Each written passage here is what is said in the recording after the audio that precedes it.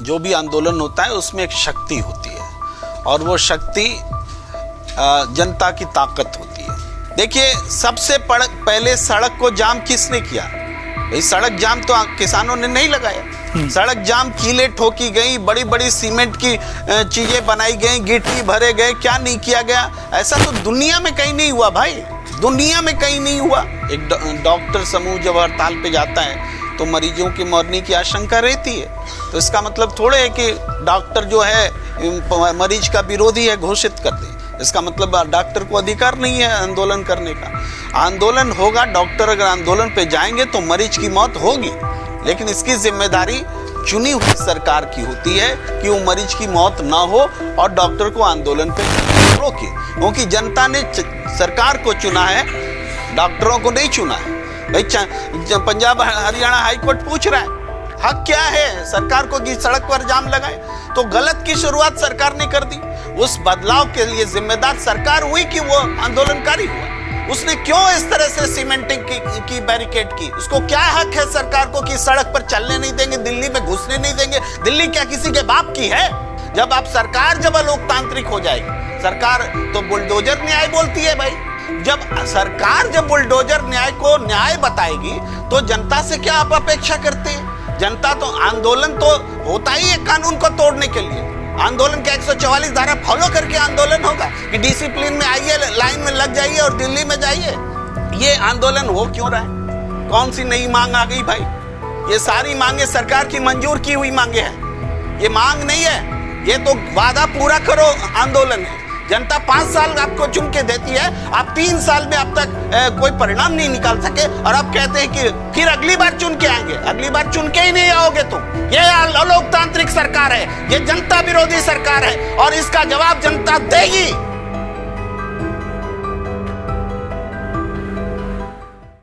नमस्कार, मैं हूं दयाशंकर और आज हमारे साथ एक बहुत खास मेहमान हैं। वो मेहमान जिनकी आवाज़ पिछले 1 हफ्ते से इंटरनेट पर गूंज रही है, उनकी आवाज़ जिसमें लोकतंत्र की पुकार है, उनकी आवाज़ जिसमें किसानों के लिए प्यार है, उनकी आवाज़ जो गोदी मीडिया के आपके दिमाग में भरे गए कचरे को साफ करती है। तो आज हम बात करेंगे प्रेम कुमार जी के साथ। वरिष्ठ पत्रकार प्रेम कुमार जी, आपका स्वागत है। बहुत बहुत धन्यवाद। आपकी आवाज पिछले 1 हफ्ते से इसलिए चारों तरफ गूंज रही है, चारों तरफ वायरल है, क्योंकि आपने एक ऐसी बात कही जिसको सरकार और गोदी मीडिया पूरी तरीके से दबाने में लगे हुए हैं, किसानों को खलनायक बनाने में लगे हुए हैं। चारों तरफ ये बताया जा रहा है, सारे टेलीविजन चैनल ये बता रहे हैं, अखबार ये बता रहे हैं कि किसानों के दिल्ली पहुंचने से क्या क्या परेशानियां हो रही हैं और कैसे किसान हमारे दुश्मन बने हुए हैं। आपने बहुत ही सधे शब्दों में बताया कि वो अपने नागरिक अधिकारों का पालन कर रहे हैं, जैसे हम और आप अपने नागरिक अधिकारों के लिए लड़ते हैं। तो हम लोग उस बातचीत के सिलसिले को आगे बढ़ाते हैं और दूसरे विषयों की तरफ आगे बढ़ने से पहले आपको यह जानना चाहिए कि प्रेम कुमार जी कौन हैं और कैसे पिछले 7 सालों से प्रेम कुमार जी संघर्ष कर रहे हैं लोकतंत्र और संविधान को बचाने के उन प्रयासों का हिस्सा हैं जिन पर तमाम तरह से हमले हो रहे हैं। 2016 में आपने नौकरी छोड़ी और नौकरी इसलिए छोड़ी क्योंकि जिस मीडिया कंपनी में आप काम करते थे वहां से लोगों को निकाला जा रहा था और उनको उनके हक के पैसे नहीं दिए जा रहे थे। हालांकि आपका नाम उन निकाले जाने वालों की सूची में नहीं था, लेकिन दूसरे के हक के लिए आवाज उठाना पत्रकारों का बुनियादी काम है। इस काम को पत्रकार अक्सर न्यूज रूम में भूल जाते हैं और जब देखते हैं कि दूसरों के साथ गलत हो रहा है, दूसरों के साथ अन्याय हो रहा है, तो अपनी नौकरी बचाने के लिए अक्सर चुप रहते हैं। 2016 में आपने इस रिवाज को तोड़ा और लोगों के हक में खुलकर सामने आए और तब से वो लड़ाई जारी है। इस लड़ाई में सब कुछ चला गया जिसके लिए सारे पत्रकार चुप्पी साधे रहते हैं।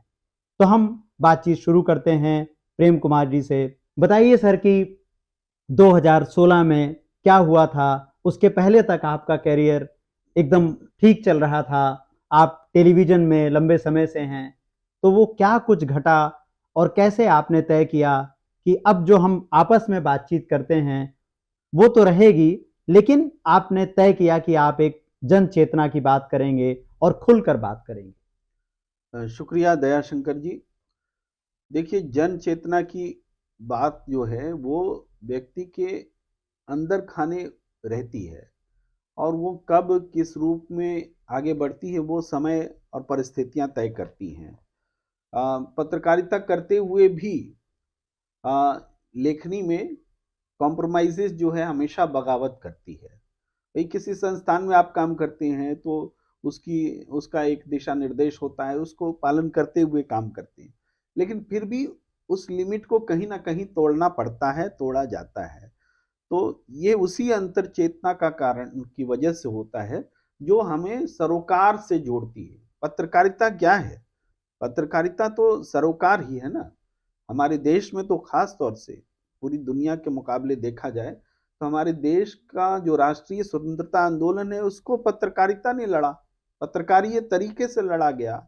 और आज़ादी के बाद जो पत्रकारिता की शक्ति है उसको हमेशा चंगुल में लेने की कोशिश हुई, और ये होती रहेगी। जो ताकत होता है, जिसमें ताकत होती है उसको ताकतवर अपने साथ मिलाने की कोशिश करते ही हैं। तो ये कोशिश होती रहती है।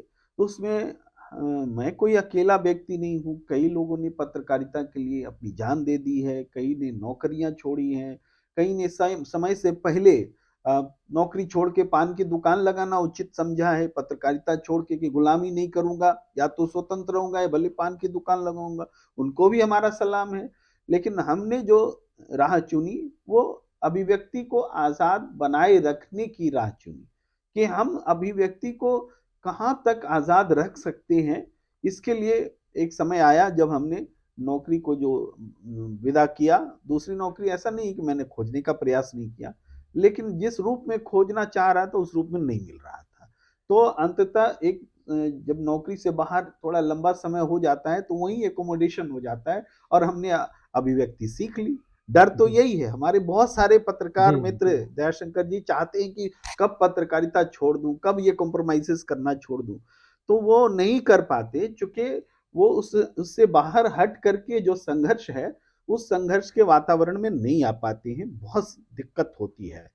एक बात और कहूंगा कि बहुत में इस बीच मैंने एक टीवी पैनलिस्ट के तौर पर अपने आप को स्थापित किया। 5,000 से ज्यादा डिबेट्स हमने पिछले साल ही पूरे कर लिए थे। तो बहुत साथी हमारे कहते हैं कि प्रेम जी बहुत अच्छा है, आपको तो बस भाषण देना है, किसी की गुलामी भी नहीं, आजाद है, और यह है। इस लेकिन जी जी। जी, मैं इसी में जोड़ना चाहूँगा कि आपने बताया कि कैसे आपको टीवी चैनल बुलाते हैं, लेकिन ऐसा भी हुआ, मैंने जो सुना कि आपको एक टीवी चैनल ने क्यों 2 साल तक बैन कर दिया और फिर अब बुला रहे हैं वापस? देखिए, टीवी चैनल्स में जो पैनलिस्ट की दुनिया है, पैनलिस्ट में बहुत सारे लोग ऐसे होते हैं जो उसको करियर के तौर पे देखते हैं। बहुत सारे ऐसे लोग होते हैं जो सोचते हैं कि हमारा सामाजिक सरोकार एक पैनलिस्ट के तौर पे बढ़ जाएगा तो हमारे साइड बिजनेसेस को फायदा होगा। आप इस तरीके से भी जी। पैनल पे आना चाहते हैं। तो ऐसे कई हालात तो ये हो जाते हैं, आपने सुना होगा किसी किसी चैनल के गेस्ट कोऑर्डिनेटर को इसलिए निकाल दिया गया क्योंकि वो पैसे ले रहे थे पैनलिस्ट से। तो ये क्यों होता है? क्योंकि बहुत सारे पैनलिस्ट ऐसे होते हैं जो टीवी में आने के लिए उल्टा पैसे देते हैं। पैसे दें।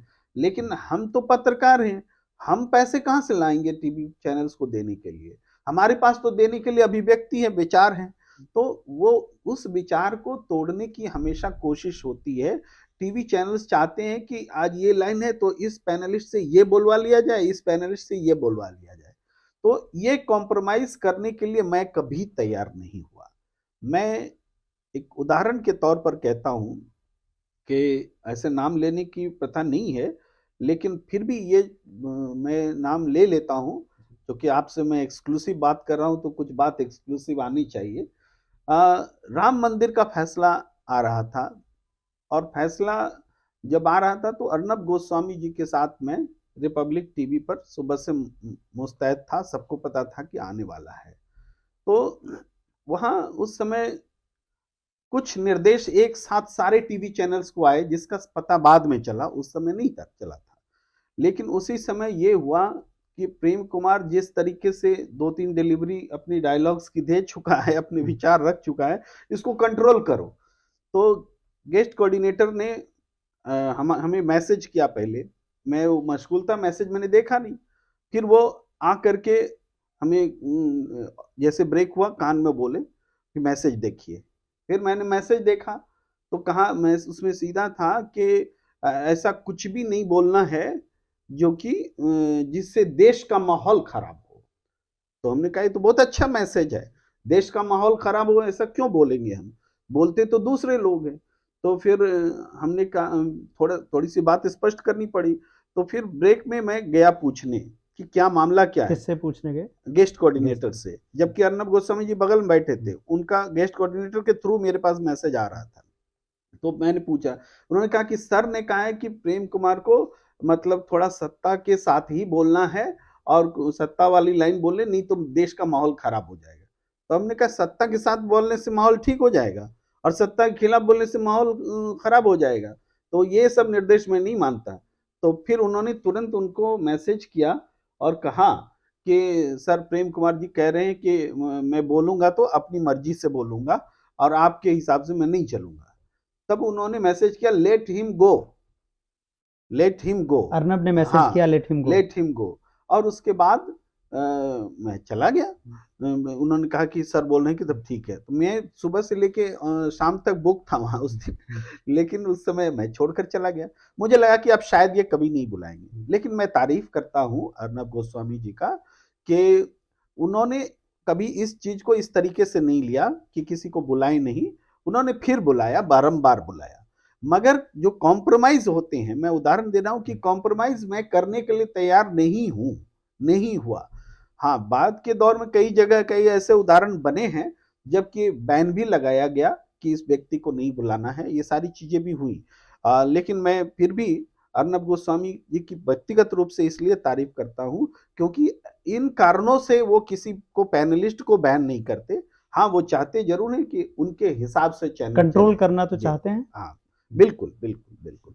जी, तो ये एक उदाहरण जरूर है, पर स्वतंत्र बोलने की कीमत भी चुकानी पड़ती है। ये सब तो कोई बड़ी कोई कीमत मतलब नहीं ये है। तो जी, केवल एक जगह की बात नहीं, जहां भी आप टीवी चैनलों में, चूंकि 5000 से ज्यादा कार्यक्रमों में आपने हिस्सा लिया है अलग अलग जगहों पर, तो लाइन पकड़ने की बात तो आती ही होगी कि ये लाइन को आप इस लाइन पर नहीं चलेंगे तो दिक्कत होगी। देखिए, अब हम जैसे पैनलिस्ट की लाइन कोई बदल नहीं सकता। अब तो हम स्थापित पैनलिस्ट हैं। लेकिन जो लोग नए नए आते हैं और वो लोगों से कॉम्प्रोमाइजेस करा लिए जाते हैं, ये तो मैं देखता हूँ, अक्सर देखता हूँ।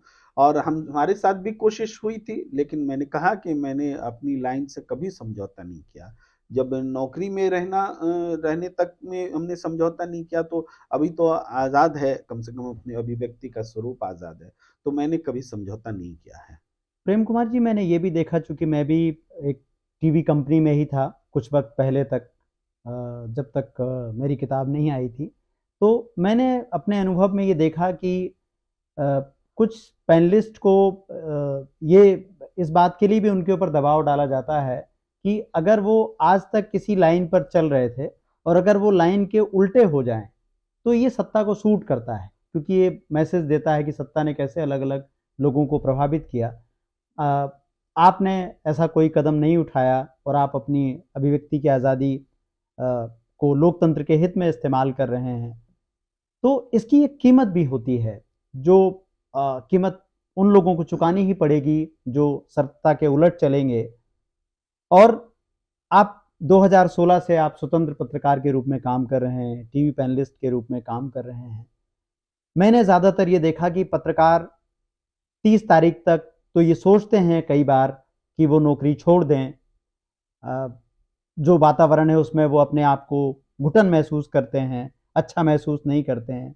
लेकिन जैसे ही 5-7 तारीख आती है और बच्चों की फीस और ईएमआई का जिक्र आता है, तो भारत में ज़्यादातर पत्रकार सोचने लगते हैं कि अभी नौकरी ही एक विकल्प है और नौकरी नहीं छोड़ सकते हैं। ऐसे में आप 2016 से नौकरी के बाहर हैं, अपनी अलग स्वतंत्र धारा बनाए हुए हैं। मुझे ये जानकारी मिली कि इसकी कीमत इस रूप में चुकानी पड़ी कि आपको अपना घर भी बेचना पड़ा और आर्थिक संकटों का आप सामना कर रहे हैं।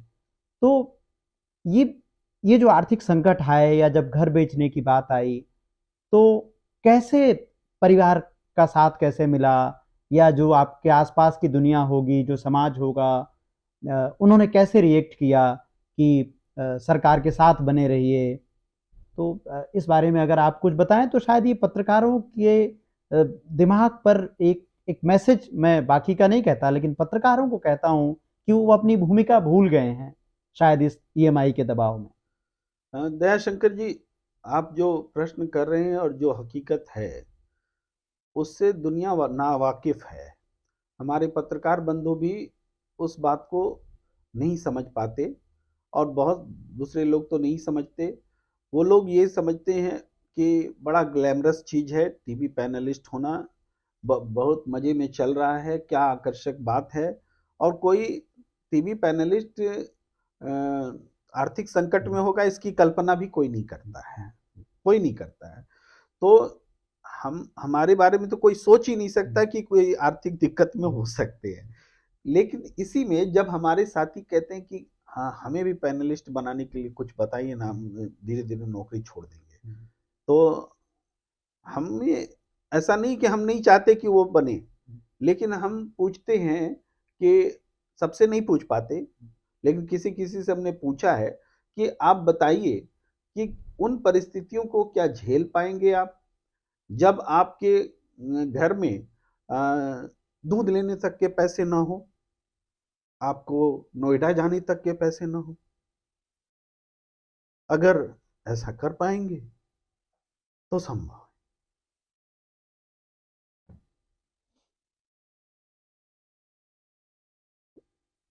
लोकतंत्र बिना पत्रकारिता के नहीं चल सकता।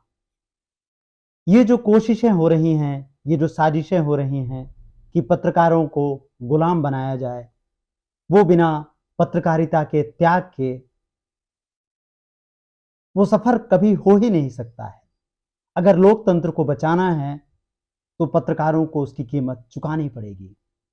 हमारे पड़ोसी देशों में, हमारे आसपास के मुल्कों में पत्रकार हिंदुस्तान के मुकाबले कहीं शानदार काम कर रहे हैं। ये जो सच्चाई है जिसका जिक्र प्रेम कुमार जी ने किया कि उनको संकट आएगा, कभी कभी सोचना पड़ेगा कि आज घर में दूध आएगा बच्चों के लिए कि नहीं आएगा, आज नोएडा कैसे जाएंगे। तो ये हकीकत है। आप लोग जो इस बातचीत को सुन रहे हों वो सोचें कि कैसे पत्रकार का समर्थन किया जाए। टीवी चैनलों को अभी भी लोग पैसे दे रहे हैं क्योंकि उन्हीं के सब्सक्रिप्शन से टीवी चैनलों को पैसा मिलता है।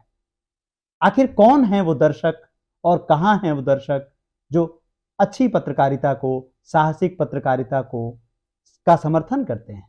अगर वो समर्थन करते हों तो क्यों वो अभी भी उन अखबारों को पढ़ रहे हैं, उनको पैसे दे रहे हैं, उन टीवी चैनलों को पैसे दे रहे हैं जो नफरत बांट रहे हैं, जो सत्ता की दलाली कर रहे हैं? एक तरफ प्रेम कुमार जी हैं और एक तरफ वो पत्रकार हैं जो सरकार के कहे गए कदम से एक कदम आगे चलते हैं। प्रेम कुमार जी का यूट्यूब चैनल है, आप इनबॉक्स में उसकी जानकारी अभी हम आपको देंगे। प्रणाम इंडिया जी, तो प्रणाम इंडिया, प्रणाम इंडिया को आप सब्सक्राइब करें और प्रेम कुमार जी को सुने और उस सच्चाई से वाकिफ हों जिस सच्चाई पर चारों तरफ से पहरे बने हुए हैं। आप पत्रकार हो सकते हैं, आप इंजीनियर हो सकते हैं, आप बैंक कर्मी हो सकते हैं, आप कोई भी हो सकते हैं, लेकिन ये जो ये जो कीमत चुकानी है वो पहली कीमत पत्रकार चुकाएगा। और जब जब वो पत्रकार कीमत चुकाने से इनकार कर देगा तो ये मीडिया इसी तरह से गोदी मीडिया रहेगा। कितना मुश्किल है, बातें करना आसान है, ट्विटर पर, फेसबुक पर लिखना आसान है, लेकिन 7 सालों से जो प्रेम कुमार जी कर रहे हैं वो बहुत मुश्किल है। बहुत से हौसले टूट जाते हैं। इसीलिए आपने देखा होगा कि एक से एक बड़े बड़े पत्रकार बड़ी बड़ी कंपनियों में जो काम करते हैं और वो मोदी सरकार का विरोध कर रहे थे, वो सांप्रदायिकता और नफरत की राजनीति का विरोध कर रहे थे, कैसे 10 सालों में उन्होंने घुटने टेके हैं और कैसे प्रेम कुमार जी 2016 से लगातार लड़ रहे हैं। ये जो उनका स्टेटमेंट, उनका बयान बतौर पैनलिस्ट आपने सुना किसानों के बारे में, जरा सुनिए उसको कि क्या बात उन्होंने कही थी और वो क्या कहना चाह रहे हैं। वो कहना चाह रहे हैं कि विरोध करना, सवाल करना बुनियादी काम है, केवल पत्रकारों का नहीं, इससे नागरिकों का। इससे आगे देखिए, आंदोलन के बारे में एक दो बातें समझ रखनी बहुत जरूरी है कि आंदोलन समाज में उपद्रव पैदा करने के लिए या ये कहते हैं ना अस्थिरता पैदा करने के लिए नहीं होते। आंदोलन तो अस्थिरता और अशांति को खत्म करने के लिए होते हैं। आंदोलन एक सुगठित असंतोष है, जिस असंतोष को सरकार बातचीत के जरिए तांत्रिक तरीके से अगर खत्म कर दे तो समाज में अस्थिरता का नाश हो, अस्थिरता का खात्मा हो। लेकिन जब सरकार आंदोलन को उपद्रव समझने लगती है, आंदोलन करने वालों को आंदोलन जीवी कहने लगती है, तो इसका मतलब सरकार आंदोलन के खिलाफ खड़ी हो जाती है। और सरकार का मतलब जनता की चुनी हुई सरकार होती है, यानी जनता ही अपने आंदोलन के खिलाफ खड़ी हो जाती है। तो इस बात को जब हुक्मरान पॉलिटिकल पार्टी ये समझ लेंगे कि आंदोलन वास्तव में जनता की आवाज होती है और उन कारणों से होती है जो जिम्मेदारी सरकार पूरी नहीं कर पा रही होती है, तो इस तरीके से सरकार के पास एक वक्त है जब वो आंदोलनकारियों के साथ तादात्म्य बिठा करके एक लाइनिंग, एक समझ पैदा करके इस आंदोलन को खत्म करे। आंदोलन को खत्म करने का मतलब आंदोलन को कुचलना नहीं है। आंदोलन को खत्म करने का मतलब आंदोलन के वास्तविक जो मूल कारण है, असंतोष है, उस असंतोष को दूर करना है। और ये सरकार का धर्म है, इसीलिए आंदोलन पवित्र है। आंदोलन कोई विघटनवाद नहीं है, आंदोलन कोई उग्रवाद नहीं है कि आंदोलनकारी को आप खालिस्तानी बोलिए, आंदोलनकारी को आप कनाडा से फंडेड बोलिए, आंदोलनकारी को आप सिख से जोड़िए, आंदोलनकारी को आप जाट से जोड़िए, आंदोलनकारी को आप सरकार विरोधी एक स्थायी भाव बना लीजिए। सरकार विरोधी स्थायी भाव कोई आंदोलन नहीं होता है। आंदोलन टेम्परामेंट उसका थोड़े समय के लिए, कुछ हक के लिए हासिल करने के लिए होता है। ये समझ बनाना बहुत जरूरी है। आज आपने देखा होगा कि किसानों पर हरियाणा में रासुका लगाया जा रहा है। कहा गया है कि संपत्ति कुर्क होगी, बैंक खाते भी सीज होंगे जो लोग आंदोलन में थे। तो एक तरफ तो बात ये हो रही है कि सरकार कहती है कि वो हिंसक हुए तो उन पर कार्रवाई हुई, और दूसरी तरफ बात ये हो रही कि जो आंदोलन में जाएगा उसकी संपत्ति सीज हो जाएगी, उसके बैंक खाते सीज कर लेगी सरकार। तो ये कैसी सरकार है? और इस सरकार को जो लोग चला रहे हैं वो लोग खुद आंदोलन करते रहे हैं। ये लगभग वही बात है जो अभी तुरंत मैंने कही। इस बात का प्रमाण है कि सरकार आंदोलन को अपने विरोध में एक उपक्रम समझ रही है, आंदोलनकारियों को दुश्मन समझ रही है। तो अगर सरकार इस बात को समझ ले कि आंदोलनकारी वास्तव में हमारी मदद कर रहे हैं, हमसे जो गलतियां हो रही हैं, हो सकती हैं, उसको सुधारने की कोशिश का नाम है आंदोलन। अगर इस बात को सरकार समझ ले तो वो रासुका नहीं लगाएगी, बल्कि आंदोलनकारियों को बुला करके सम्मानित करेगी। वो सम्मानित करना, जिन आंदोलनकारियों को सम्मानित करना चाहिए कि आपने हमारी आंखें खोल दी, हम गलत करने जा रहे थे, हम सही हो जाएंगे, उसके बजाय हम उसको रासुका लगा रहे हैं। तो ये समझ जो है सरकार की जन विरोधी है। ये मैं कहना चाहता हूं, ये प्रूव हो रहा है इस उदाहरण से। जी। और आप देखें कि 10 साल पहले ये जो रामलीला मैदान था वो काहे के लिए था? वो प्रदर्शन, जंतर मंतर, रामलीला मैदान, ये लोकतंत्र में प्रदर्शन लोकतंत्र की सबसे बड़ी ताकत है। और अगर 10 साल पहले वो आंदोलन नहीं हुए होते, जो उन आंदोलनों से हासिल क्या हुआ, उनका लक्ष्य क्या था, वो हम सब लोग जानते हैं। लेकिन लोकतंत्र में किसी भी कारण से आप प्रदर्शन को रोक नहीं सकते हैं। एक सरकार जो प्रदर्शनकारियों पर हिंसा करती है, जो उनको रोकती है, वो कभी भी ये नहीं कह सकती कि वो जन पक्षधरता कर रही है और वो लोकतांत्रिक सरकार है। उसको तानाशाही कहना ही पड़ेगा। आप इस हम अपने पूर्वज पर, जो हमारे अग्रणी स्वतंत्रता सेनानी रहे, जिन्होंने नई सरकार हमें आजादी के बाद दी और जो हमारे लिए संविधान जिन्होंने बनाया, उनकी समझ को देखिए कितनी व्यापक थी कि अपने विरोध करने वाले आंदोलन को उन्होंने जगह दी संविधान में। आपको विरोध का अधिकार है, आपको प्रदर्शन का अधिकार है, आप आंदोलन कर सकते हैं। तो इसके बावजूद अगर उस परंपरा को हम तोड़ रहे हैं तो पूछा जाना चाहिए, भारतीय जनता पार्टी से पूछा जाना चाहिए कि भाई आपने तो सोमनाथ यात्रा की थी ना।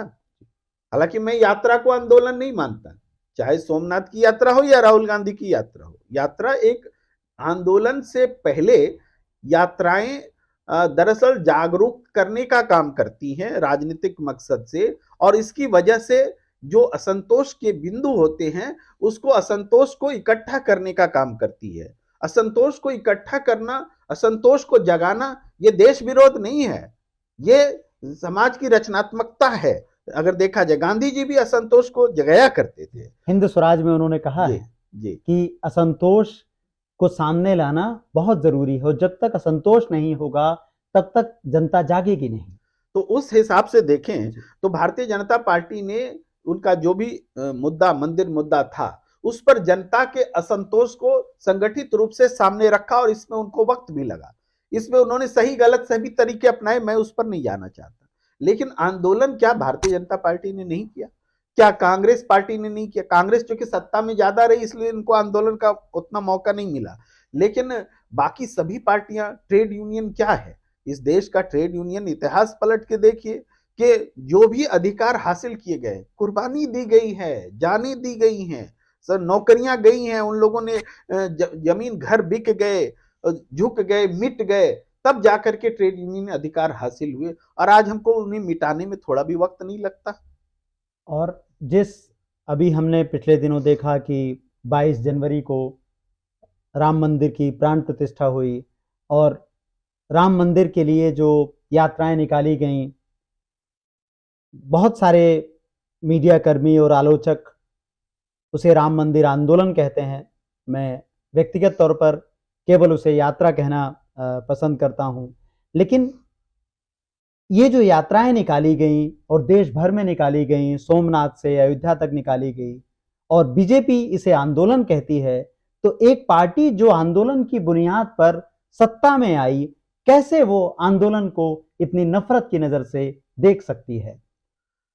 इसका कारण है दयाशंकर जी, यात्राएं देश में जितनी भी निकली हैं उसने देश को जोड़ने का काम किया है बनिस्बत उन यात्राओं को जिससे बीजेपी और आरएसएस के लोग जुड़े रहे हैं।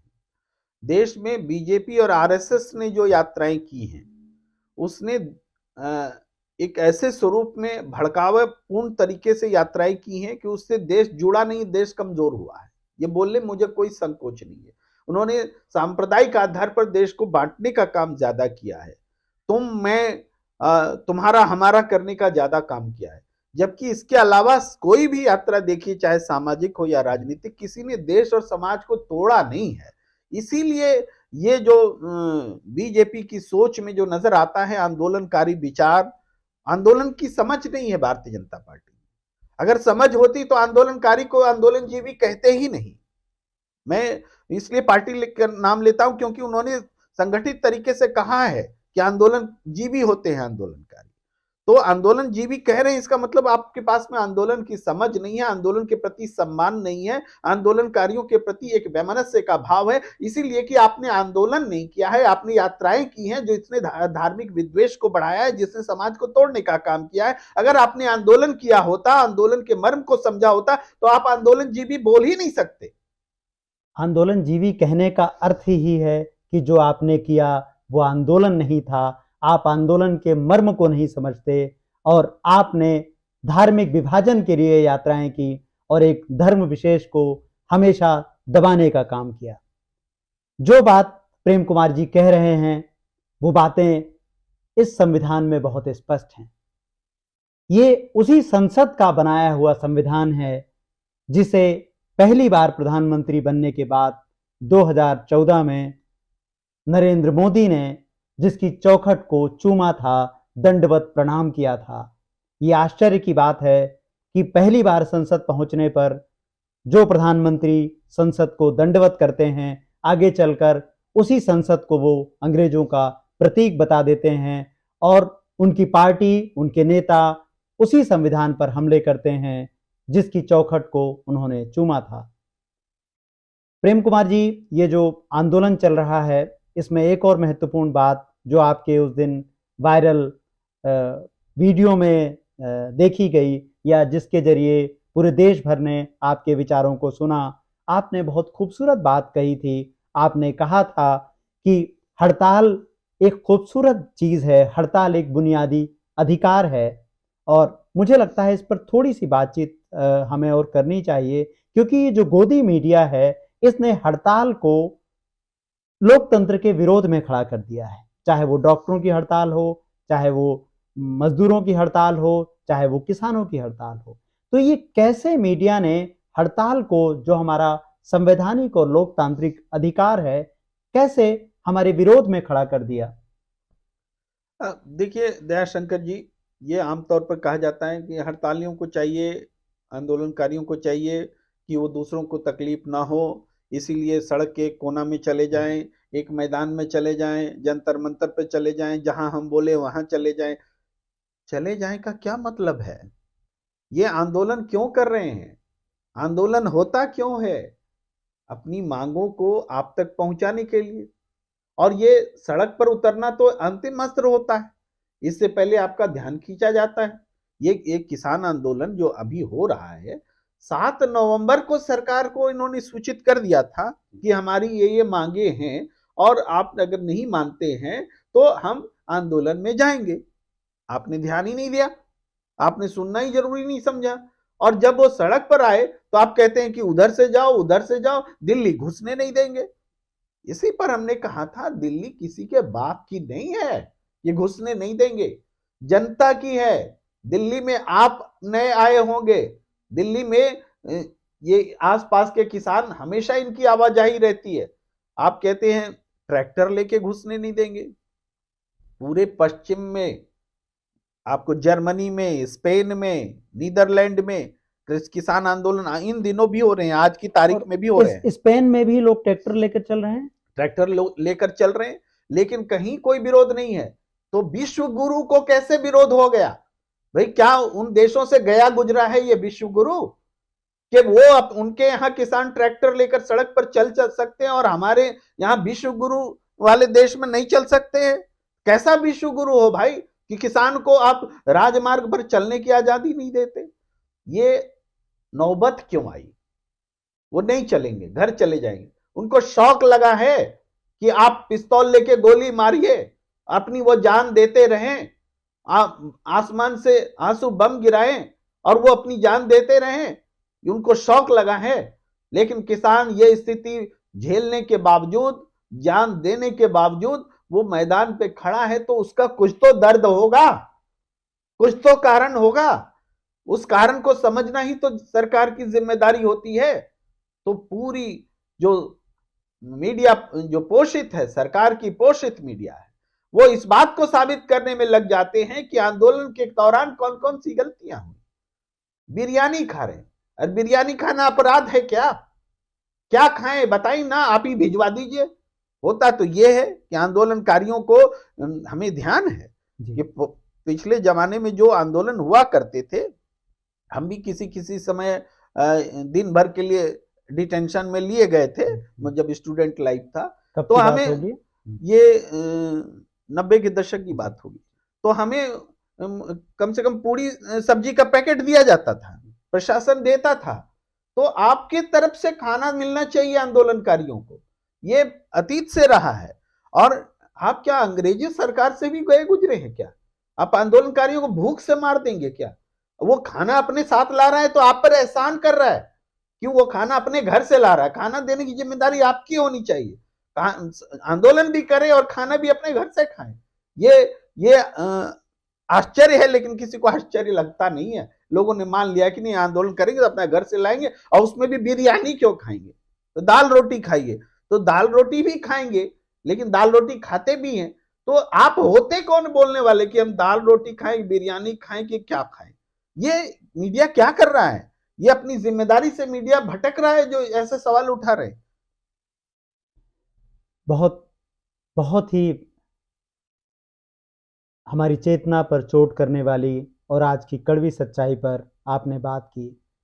मुझे याद है, जैसे आपने कहा कि आप एक आंदोलन का हिस्सा थे, तो मुझे याद आता है कि मध्य प्रदेश में किसी ज़माने में निजीकरण के खिलाफ जो आंदोलन हुए, उसमें मेरे चाचा हिस्सेदार थे। और जब वो लोग प्रदर्शन करते थे और गाड़ियों में भर के उनको जेल ले जाया जाता था, तो उनको खाने के पैकेट दिए जाते थे। तो एक वो सरकार थी जिसकी राज में खूब सारे पिछले 60-70 बरस में, जिसे 70 बरस का अंधेरा बताया जा रहा है, उस समय आंदोलनकारियों के खाने पीने की व्यवस्था की जाती थी। उन पर ऐसी किसी भी बर्बर कार्यवाही को समाज निंदनीय मानता था। मीडिया इसकी आलोचना करता था। आप सोचिए कि हम कहां से कहां आ गए हैं, जहां प्रदर्शनकारियों को, आंदोलनकारियों को, उनको जिनको आप अन्नदाता कहते हैं, उनको अगर भोजन दिया जा रहा है, तो मीडिया उस पर मीम बना रहा है, उस पर झूठ फैला रहा है। सरकार और मीडिया दोनों मिलकर उसे उसे उसके खिलाफ दुष्प्रचार कर रहे हैं। और इसके साथ एक बात और ध्यान रखने की है कि ये जो वातावरण में आपको बार बार लड़ाने की कोशिश हो रही है, जब डॉक्टर हड़ताल करते हैं तो कहा जाता है कि उनकी हड़ताल से दिक्कत है, ताकि बाकी समाज डॉक्टरों से कट जाए। जब बैंक के कर्मचारी हड़ताल करते हैं तो भी आपसे यही कहा जाता है। जब किसान हड़ताल करते हैं तब एक फिर नई कहानी गढ़ी जाती है। तो एक तरह से नागरिकों को विभाजित करने का काम किया जा रहा है, ताकि उनके भीतर नागरिक चेतना खत्म हो जाए। ये बिल्कुल वही काम हो रहा है जो आज से दशकों पहले जर्मनी में हुआ था। कैसे नागरिकों की चेतना को बांट दिया जाए, कैसे उनकी सामूहिकता को बांट दिया जाए। प्रेम कुमार जी ने जो बातें कही, उनको सोचिए, उनको समझिए और उन पर विचार कीजिए। इस बात को समझिए, गांव-गांव तक ले जाइए, जहां-जहां तक वीडियो जाता है वहां-वहां तक पहुंचाइए कि हड़ताल करना, प्रतिरोध करना, विरोध करना हमारी लोकतांत्रिक चेतना का सबसे महत्वपूर्ण और खूबसूरत हिस्सा है। प्रेम कुमार जी, कोई और बात आप इसमें जोड़ना चाहें?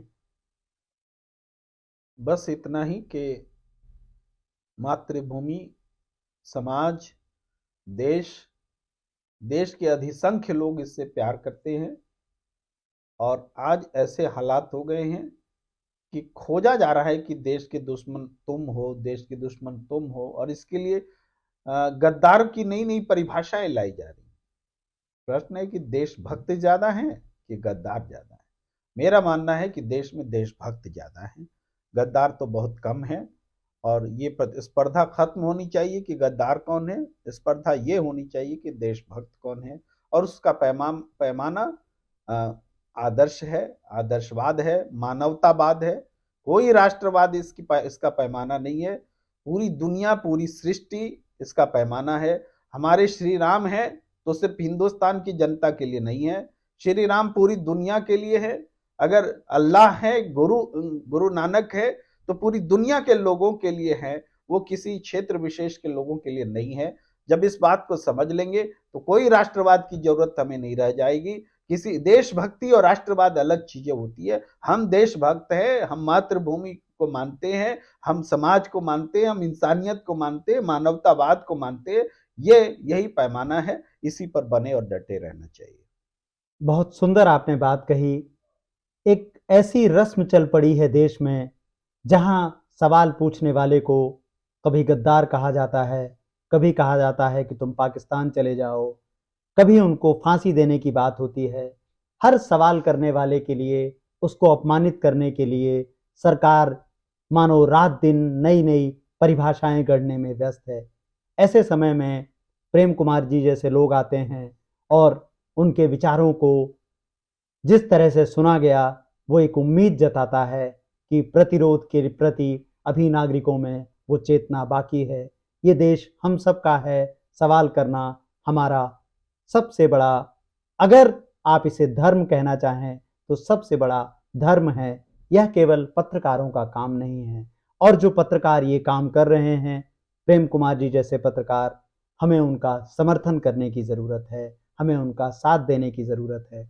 आमतौर पर हम इस वीडियो के आखिर में कहते हैं कि आप मेरा चैनल जो बिल्कुल ही नया है उसको लाइक और सब्सक्राइब करें, लेकिन आज मैं आपसे कहूँगा कि आप मेरा चैनल लाइक या सब्सक्राइब करें ना करें, आप प्रेम कुमार जी का चैनल सब्सक्राइब करें, प्रणाम इंडिया, जिसका डिटेल आपके इस डिस्क्रिप्शन बॉक्स में मिल जाएगी, आपके सामने आ जाएगी। आप इनका समर्थन कीजिए, इनको पलकों पर बिठाइए। ये जो बात कह रहे हैं वो केवल बात नहीं है, इन्होंने उसकी कीमत चुकाई है। पिछले 7 वर्षों से अपना घर बेचा, अपनी सुख सुविधाओं में आग लगाई है। तो एक पत्रकार हैं जिसने अपने सुख सुविधाओं को, अपने घर और परिवार के सुख को आग लगाई है। उस आग से वो लोकतंत्र को बचाने की कोशिश में लगा हुआ है। उस मसाल को जलाए रखने में मदद कीजिए, तभी हमारा लोकतंत्र बचेगा। नमस्कार।